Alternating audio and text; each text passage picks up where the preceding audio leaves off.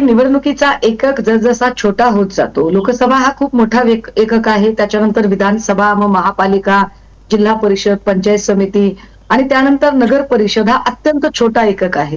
जितका एकक छोटा होत जातो तितकी स्पर्धा आणि चुरस वाढत जाते. तितके म्हणजे लोकांचे रोजचे डोअर टू डोअर आणि वन टू वन कॉन्टॅक्ट असतात. अशा वन टू वन कॉन्टॅक्ट मध्ये खूप वेळेला कटुता येणं हे फार स्वाभाविक असतं. या निवडणुकीत एक विशेष होतं. आतापर्यंत ही निवडणूक कार्यकर्त्यांची निवडणूक समजली जात होती. त्यामुळे या निवडणुकीमध्ये कधीही राज्य पातळीचे नेते प्रचारांमधून दिसत नव्हते. त्या ठिकाणी जिल्हा पातळीचे स्थानिकचे नेते कार्यकर्ते एकत्र यायचे, ते त्यांच्या निवडणुका लढवायचे.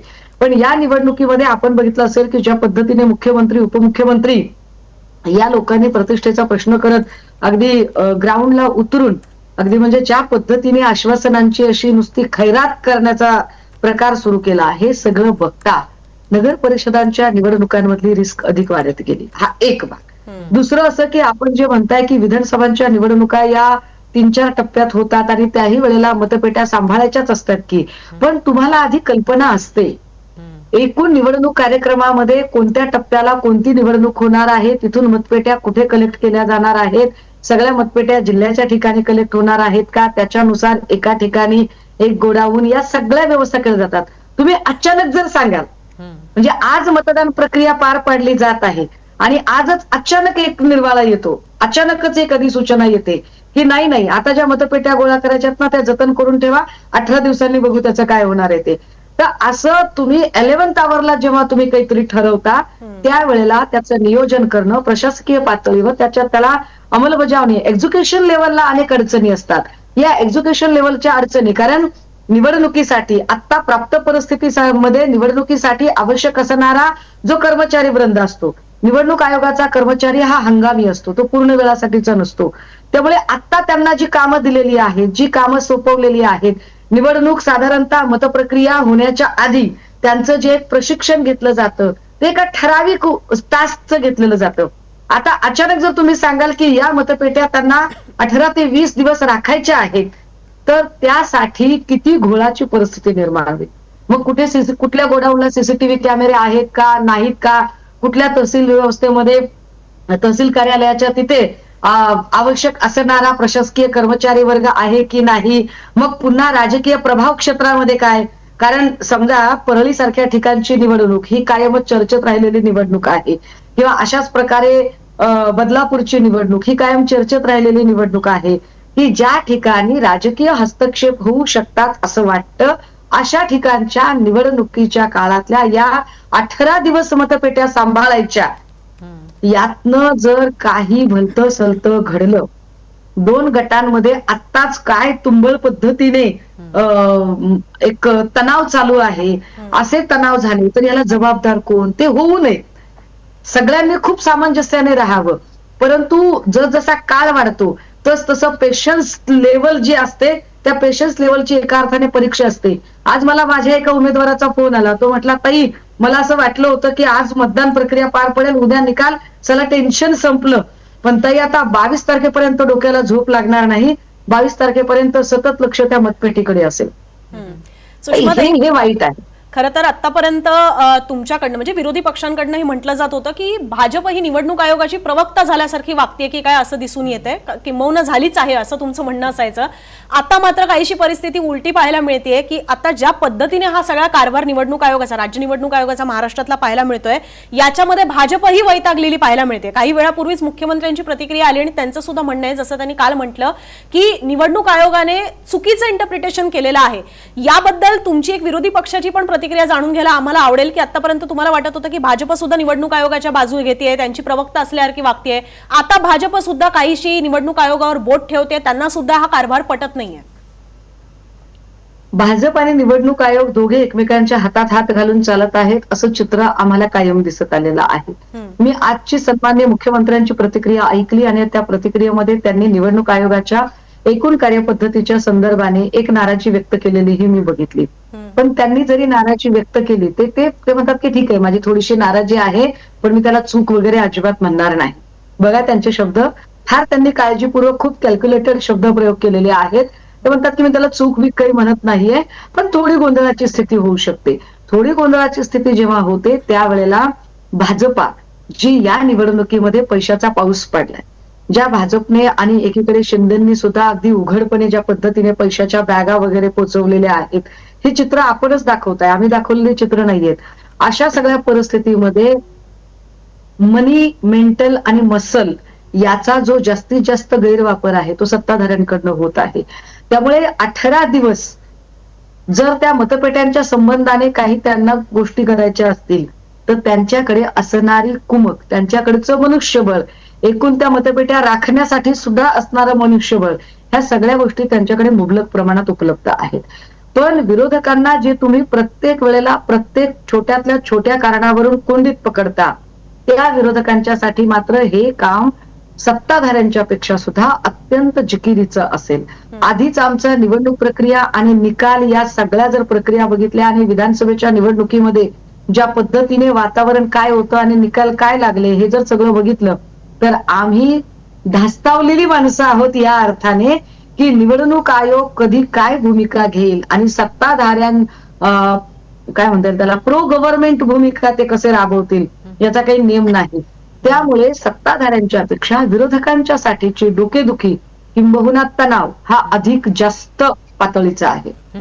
सुषमाताई, तुमच्याच मित्रपक्षातल्या खासदार आहेत ज्या सुप्रिया सुळे, त्यांचं असं म्हणणं आहे की ही निवडणूकच रद्द झाली पाहिजे. या मताशी तुम्ही सहमत आहात का? निवडणूक रद्द झाली पाहिजे का? आणि नसेल तुम्हाला वाटत तसं तर मग का? ही निवडणूक रद्द व्हावी असा म्हणणारा एक वर्ग आहे, निश्चित आहे. त्याच्यामध्ये खासदार सुप्रियाताई किंवा अनेक लोक कदाचित म्हणणारे असतील. परंतु याची एक दुसरी बाजू समजून घ्या.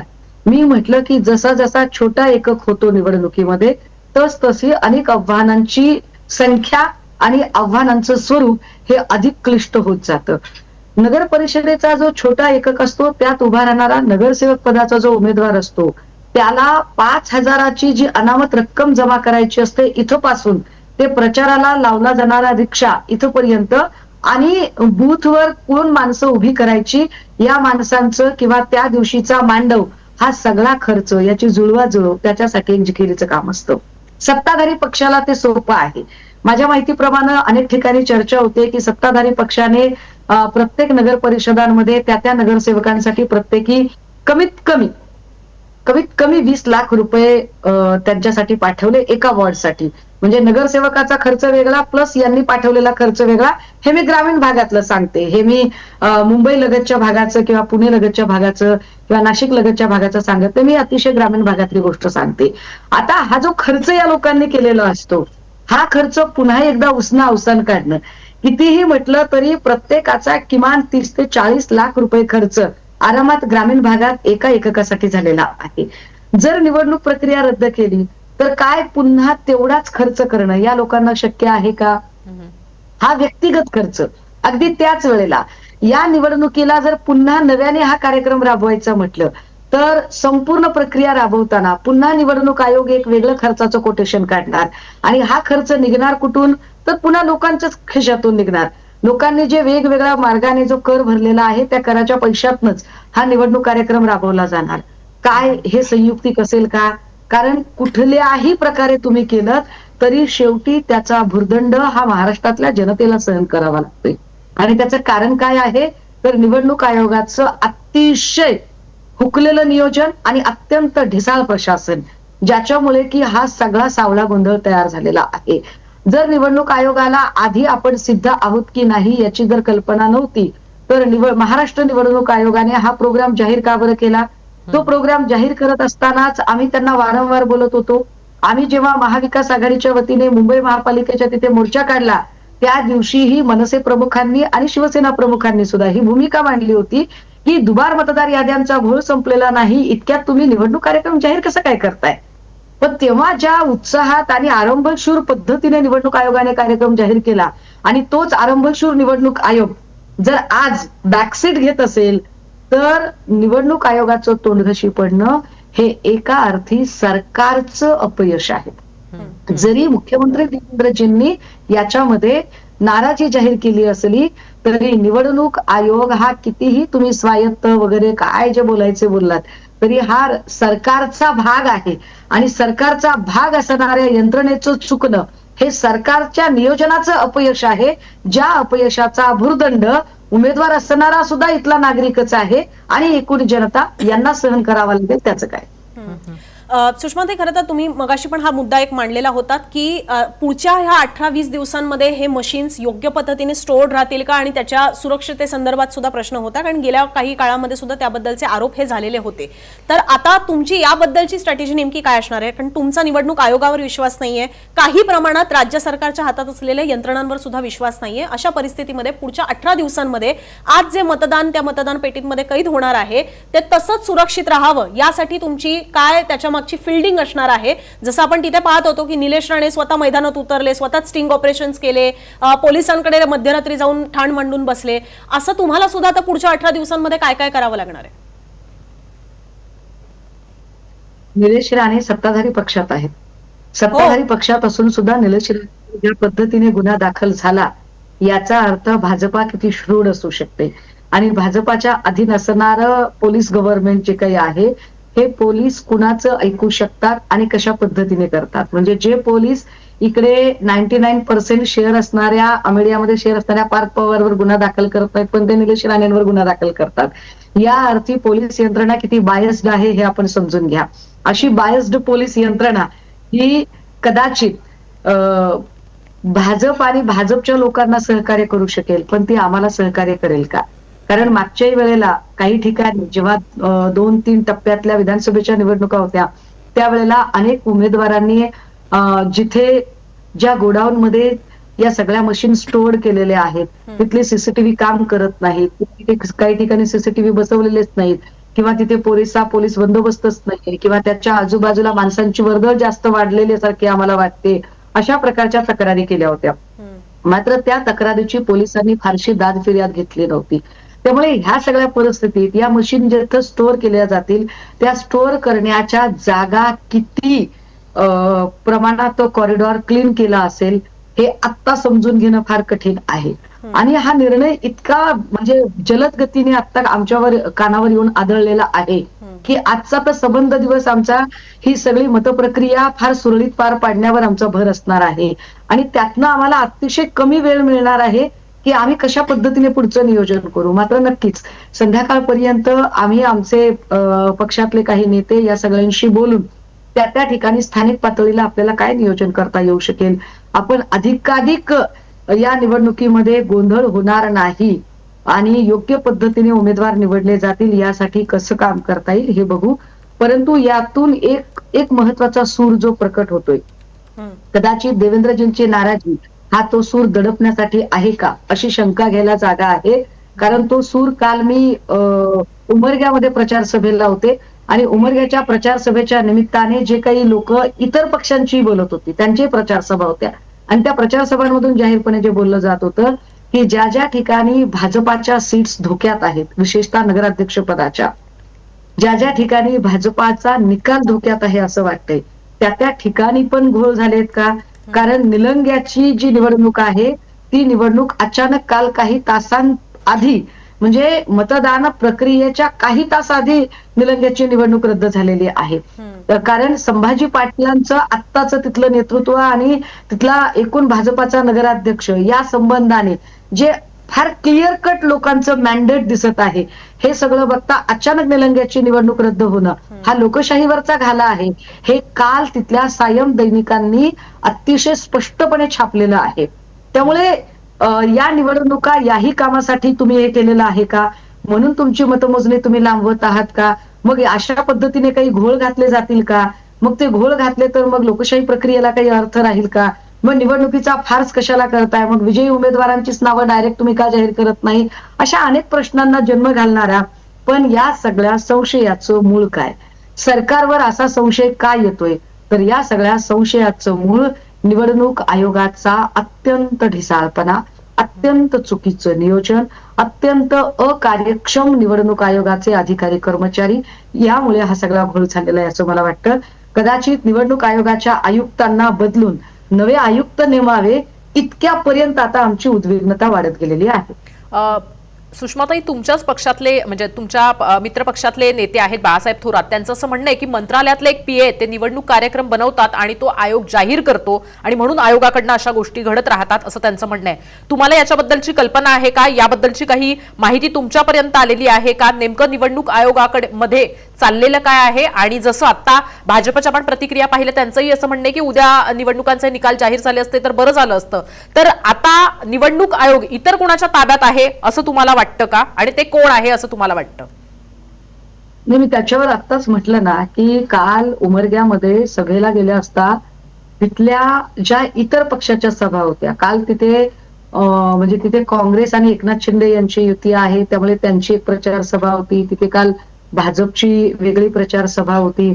तर ह्या सगळ्या प्रचार सभांमधूनही विशेषतः एकनाथ शिंदे काँग्रेस यांची एकत्रित असतानाची त्यांची जी प्रचार सभा होती त्या सभेतनंही हा सूर उमटत होता की कशा पद्धतीने निलंग्याची निवडणूक रद्द करण्याचा अचानक प्रयत्न झाला. म्हणजे 2 दिवस आधी, साधारणतः 48 तास आधी 24 नगर परिषदांच्या निवडणुका रद्द होतात. मात्र अगदी अवघ्या 8 ते 10 तास आधी निलंग्याची निवडणूक अचानक रद्द होते, कारण संभाजी पाटील यांच्या नेतृत्वात होत असणाऱ्या तिथल्या निवडणुका या कम्प्लिटली भाजपच्या अगेन्स्ट जात आहेत असे तिथले सगळे पोल सांगतात. असं असताना जर निवडणूक रद्द होत असेल तर निश्चितपणे भाजपाकडे बोट दाखवायला जागा असते. आणि मला वाटतं की ही परिस्थिती थोड्याफार फरकाने सगळीकडे आहे. ज्या ज्या ठिकाणी, म्हणजे हे आम्हीच बोलतोय असं नाही, तर जिथे जिथे कदाचित शिंदे फडणवीस वेगवेगळे लढतायत तिथे शिंदेच्या लोकांचे पण हे आक्षेप आहेत. निलेश राणेंनी ते आक्षेप उघडपणे बोलून दाखवलेले आहेत. किंवा जिथे अजितदादांची राष्ट्रवादी आणि भाजपा वेगळी लढते तिथे अजितदादाच्या राष्ट्रवादीने पण हे आक्षेप बोलून दाखवलेले आहेत. त्यामुळे निश्चितपणे निवडणूक आयोगाच्या एकूण कामकाजात हस्तक्षेप करण्याची कोणाची प्रज्ञा आहे का, कोणाची तितकी क्षमता आहे का, तर ती क्षमता आज घडीला ज्याला विश्वातला मोठा पक्ष, इतका मोठा पक्ष की महापुरुषांना सुद्धा पक्षप्रवेश करून घेण्याची हुल्लडबाजी करण्यापर्यंत, छत्रपती शिवरायांना त्यांच्या गळ्यात भाजपचा गमछा घालण्यापर्यंतची हिंमत ज्या भाजपाची होऊ शकते, जे महापुरुषांच्या बद्दल इतकी मोठी हिंमत करू शकतात का, गलिच्छपणा करू शकतात, ते स्वायत्त यंत्रणांच्या सोबत हेळसांड करण्याचा गलिच्छपणा का करणार नाही? एक शेवटचा प्रश्न सुषमाताई, तो म्हणजे की काही प्रमाणात तुम्ही याचं उत्तर दिलेलं आहे, पण एक आणखीन समजून घेण्यासाठी गेल्या 2 दिवसांमध्ये हा मुद्दा आम्ही एक अंदाज बांधून मांडलेला आहे की गेल्या 4-5 वर्षांमध्ये तुमची म्हणजे विरोधी पक्षांची कुठल्याही स्थानिक स्वराज्य संस्थांमध्ये सत्ता नाहीये. त्यामुळे निधीच्या स्वरूपात जे मनी मसल पॉवर येत असते ती तुमच्याकडे नाहीये आणि तसंच तुमच्या आमदार खासदारांना सुद्धा विरोधी पक्षात असल्यामुळे निधी मिळत नाही अशाही तक्रारी आहेत. अशा परिस्थितीमध्ये निवडणुका एक्सटेंड होणं, परत आणखीन तुम्हाला पुढचे 10-15 दिवस प्रचार करायला लागणं त्याच ठिकाणी जिकडे तुम्ही ऑलरेडी करून झालेला असावा, तर हे सगळं किती आव्हानात्मक होत चाललेलं आहे विरोधी पक्षांसाठी मनी मसल पॉवर लक्षात घेता? मी आपल्याला अत्यंत प्रामाणिकपणे सांगितलं पाहिजे की या नगर परिषदांच्या निवडणुकांमध्ये जिथे जिथे नगर परिषदा निवडणुका लढतल्या जात आहेत तिथे पक्षनिधी अजिबात कुठल्याही पातळीवर आणि कुठल्याही प्रकारे कसलाही पक्षनिधी गेलेला नाही. ज्या निवडणुका लढल्या जात आहेत त्या ठिकाणी स्थानिक लोकांनी, स्थानिक नेते कार्यकर्त्यांनी आपापले निधी उभे केलेले आहेत आणि ते निवडणूक लढली जात आहे. वाईस वर्षा इकडे शिंदे, दादा किंवा फडणवीस यांचे जर निवडणुका बघितल्या तर त्यांच्याकडे मात्र अगदी बॅगा भरू सगळीकडनं पैसे जात आहेत. त्यांच्याकडे पैसे असतील कदाचित. आम्ही आमच्या कामावर विश्वास ठेवणारी माणसं आहोत. आम्ही आमच्या जे प्रामाणिकपणे जो आम्ही सातत्याने लोकांमध्ये आहोत, लोकसंपर्कात आहोत, सातत्याने लोकांच्या वेगवेगळ्या प्रश्नांवर आम्ही आवाज उठवत आहोत आणि त्याच बलबुत्यावर आम्ही लोकांकडे मत मागायला लोकांमध्ये जात आहोत. परंतु जरी मतदारांना खर्च आमच्याकडून केला जाणार नसला किंवा आम्ही अजिबात कुठल्याही प्रकारचा तो केला नसला आणि मतदारांनीही आम्हाला तसा कुठलाही त्रास दिला नाही, आम्ही त्या सगळ्या मतदारांचे प्रचंड आभारी आहोत, तरी सुद्धा एक प्रक्रिया राबवण्यासाठीचा जो खर्च असतो, ज्याला आपण इन्फ्रास्ट्रक्चर किंवा निवडणुकीसाठी आवश्यक असणाऱ्या संसाधनावरचा जो खर्च आहे तो खर्च प्रचंड आहे. जसं की आता निवडणुकीचा थोडासा जो प्रचार तंत्र आहे ते प्रचार तंत्र बदललेलं आहे, ज्यामुळे डिजिटल आणि हायटेक प्रचारावर खूप भर दिला जात आहे. तर डिजिटल आणि हायटेक प्रचार करताना आपल्याला कल्पना आहे की 15 दिवसाची जर एक PR एजन्सी करायची असेल तर एका 15 दिवसाच्या PR एजन्सीसाठी 5 ते 10 लाख रुपये वेगळे काढून ठेवावे लागतात. त्याचे कॅमेरे असतील, त्याच्या हायटेक प्रचार यंत्रणा असतील, प्रत्येक त्यासाठी उमेदवार लागणारा IT असेल, अनेक गोष्टी उमेदवार निहाय करावं लागतं वेगळं. किंवा त्याच्यासाठीचे 4 कलर लॅमिनेशन पॅम्फलेट असतील, फ्लेक्सेस असतील, फ्लेक्स लावण्यासाठीचा वेगळं भाडं आणि फ्लेक्स लावायचंय त्याचा खर्च वेगळा, अशा गोष्टी, त्याचा डिझायनर वेगळा. किंवा निवडणुकीचा एक परवाना घ्यायचा असेल तर तो परवाना घेताना लागणारी ती शक्ती, निवडणुकीचा परवाना घेणे, निवडणुकीचा रोजचा खर्च मांडणे, निवडणुकीच्या संबंधाने रोजचे अपडेट ठेवणे, याच्यासाठी प्रत्येक वॉर्डामध्ये कमीत कमी 3 माणसांची नेमणूक वेगळी करावी लागते. हे खूप बारकावे आहेत याच्यामधले, कारण मी प्रत्यक्ष काम करते फील्डमध्ये म्हणून मी आपल्याला सांगते. तर 3 माणसं ही वेगळी ठेवावी लागतात की ज्यांचा प्रचाराशी संबंध नसतो, जे फक्त निवडणूक अधिकारी आणि उमेदवार यांच्यामधला दुवा म्हणून काम करत असतात. आणि ती प्रचार समिती असते आणि ते 3 लोक वेगळे असतात, त्यांचा खर्च वेगळा असतो. जो एक दिवस असतो मतप्रक्रियेचा, त्या दिवशी जे पोलिंग एजंट असतात त्या पोलिंग एजंटचा वेगळा खर्च असतो, आतले आणि बाहेरचे. जो पोलिंगचा बूथ लावला जातो, साधारण एका वॉर्डमध्ये 3 ते 4 बूथ ग्रामीण भागात, इकडे अजून जास्त असतील, तर या बूथचा खर्च वेगळा असतो, त्याच्यासाठीचा असतो? मांडव. एक साधारणतः जर आपण एका बूथवर एक असं आपण गृहीत धरू की आपल्याला एक 2 एजंट आणि साधारणतः बाहेर बसणारे एका टेबलवर बसणारी साधारणतः 1 बूथ 10 युथ सारखी जर 10 माणसं आपण जर गृहीत धरली तर एका बूथवर कमीत कमी, अतिशय कमी म्हणजे याला काही गिनतीतच धरता येणार नाही असं जरी म्हटलं तरी 50,000 रुपये खर्च होतात. आणि जे फार मातब्बर लोक आहेत त्यांचे 5 लाखही खर्च होऊ शकतात. तर हे पुन्हा नव्याने करणं हे फार अवघड काम असतं. प्रचार फेऱ्या काढताना कित्येक पक्षांना तर अक्षरशः त्या प्रचार फेऱ्यांच्यासाठी जी माणसं आता जमा करावी लागतात. पूर्वी लोक उत्स्फूर्तपणे यायची, आता माणसंच भाडोत्री येतात आणि त्यांचे खर्च अजून वेगळे असतात. आमच्याकडे आम्ही जसं म्हटलं की कुठला पक्ष निधीच नव्हता, त्यामुळे हे सगळे प्रकार आमच्या कडून झालेच नाही आणि करण्यासाठी आमच्याकडे तितकं अर्थबळही नव्हतं. पण आम्ही आता बघितलं की ज्या पद्धतीने शिंदे, फडणवीस या सगळ्यांच्या ज्या प्रचार फेऱ्या होत्या, त्या प्रचार फेऱ्यांमध्ये जी भाडोत्री माणसं वापरली गेली, ही भाडोत्री माणसं ग्रामीण भागामध्ये एका माणसाचा साधारण 3 तासांच्या साठी त्याला कमीत कमी 500 ते जास्तीत जास्त 1200 रुपयापर्यंत मोजावे लागत होते. म्हणजे मतदानाचे वेगळे आणि प्रचार फेरीत फक्त फिरण्याचे वेगळे. तर हाही खर्च त्यांना पुन्हा डबल करावा लागणार आहे, हेही तितकंच. एक रिक्षा जर लावायची असेल तर एक रिक्षा कमीत कमी 3,000 ते 4,200 पर्यंत दिवसाला खर्च घेते. आणि 10 दिवस त्याचा खर्च किती होतो बघा. आता हे पुन्हा नव्याने करायचं, ते एकूण हे सगळं जिकिरीचं काम आहे. आणि हे जिकिरीचं काम, हा सगळा जो खर्चाचा भुर्दंड आहे तो फक्त आणि फक्त जर निवडणूक आयोगाच्या चुकीमुळे सहन करावा लागत असेल तर ते अत्यंत वाईट आहे. किंबहुना एका प्रगत राज्याचा निवडणूक आयोग किती अप्रगतपणे काम करतोय हे अत्यंत ठाशीवपणे अधोरेखित करणार आहे. सुषमाताई, खरं तर अनुजाने मगाशी शेवटचा प्रश्न म्हटला होता, पण तरी सुद्धा निवडणूक आयोग ज्याची जबाबदारीच निवडणुका घेणं आहे, म्हणजे त्यांना त्याच्याबद्दलची सगळी माहिती आहे, असं असताना सुद्धा निवडणूक आयोग इतका गोंधळलेला काय आहे? निवडणूक आयोग कदाचित विसरलाय का की निवडणुका कशा घ्यायच्या आणि त्या कशा व्यवस्थितपणे पार पडायच्या? इतक्या वर्षानंतर निवडणुका होतात, मतदाराला आठवण करून द्यावी लागते, मतदान कसं करायचं, तसं निवडणूक आयोगाचं झालंय असं तुम्हाला वाटतं का? ताई, मी तुम्हाला अतिशय सोप्या भाषेत जर सांगायचं झालं ना, म्हणजे मी शिक्षिका असल्यामुळे कदाचित मला ते फार सोप्या उदाहरणांमधून सांगायची जरा सवय लागली. तुम्ही जर स्वयंपाकघरात असाल आणि तुम्ही एकट्या स्वयंपाक करणार असाल तर तुम्ही अत्यंत सुग्रास असा स्वयंपाक करू शकता. पण त्या स्वयंपाकामध्ये जर सतत तुम्हाला कोणी जर सुपरवाइज करत असेल, नाही मीठ इतकंच टाक, नाही तुला अशीच फोडणी द्यायची, तुला याच पद्धतीने करायचंय, तर हमखास तो स्वयंपाक चुकतो. निवडणूक आयोगाने जर स्वतंत्रपणे, स्वायत्तपणे आणि स्वविवेकाधीन स्वतःचा विवेक शाबूत ठेवून निर्णय घ्यायचे आणि त्यानुसार काम करायचं ठरवलं तर गोंधळ होणार नाही. पण निवडणूक आयोगाची रेसिपी का चुकत आहे?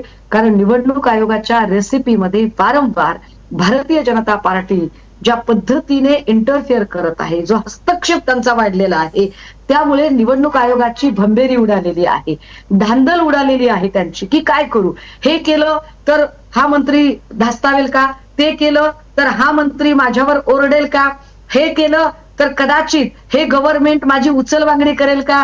मी एक्सटेन्शनवर आलेला ऑफिसर आहे, मग माझं एक्सटेन्शन अचानक कमी होईल का? नाहीतरी मी इकडनं रिटायर झालो तो कसा बसा मी एक्सटेन्शनवर आलाय. कितीतरी गोष्टी असतील. आणि या सगळ्यांमध्ये एक काय म्हणतात त्याला, ते प्रिव्हिलेज मिळवण्यासाठी सुद्धा बऱ्याचदा, कारण मी मगाशी म्हटलं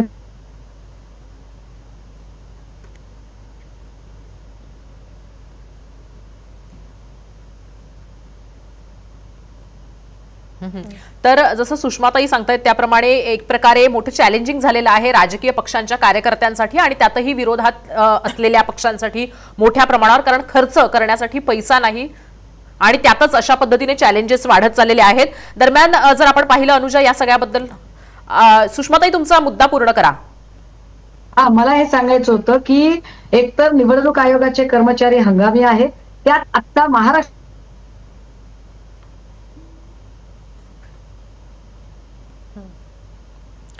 धन्यवाद सुषमाताई, तुमचं नेटवर्क जात आहे आणि पुढे दुसरे गेस्ट सुद्धा जोडले गेलेले आहेत. धन्यवाद सुषमाताई तुम्ही दिलेल्या माहितीसाठी, केलेल्या विश्लेषणासाठी आणि तुमच्या परखड मतांसाठी सुद्धा. तर दरम्यान अनुजा असं पाहायला मिळतंय ते म्हणजे की विरोधी पक्षातले जे कार्यकर्ते आहेत त्यांच्यासाठी आणि एकंदरीतच राज्यातल्या राजकीय पक्षांच्या कार्यकर्त्यांसाठी या निवडणुका आणि या निवडणुकांचा निकाल हा जीवघेणा ठरू शकतो. कारण ज्या पद्धतीने सगळं ताणलं गेलेलं आहे, स्ट्रेस आणि तणाव हा सगळा असणारच आहे आणि तणाव हा वेगवेगळ्या अर्थानं सुद्धा असू शकतो. राजकीय तणाव असू शकतो, मानसिक तणाव सुद्धा असू शकतो. कारण निवडणुका या कार्यकर्त्यांच्या असल्या तरी सुद्धा नेत्यांच्या प्रतिष्ठापणाला लागल्यानंतर सुद्धा कार्यकर्त्यांना आपलं काम हे रोख आणि चोख बजावावं लागतं. त्यामुळे देखील या सगळ्या कार्यकर्त्यांसाठी ही एक चॅलेंजिंग बाब असू शकते.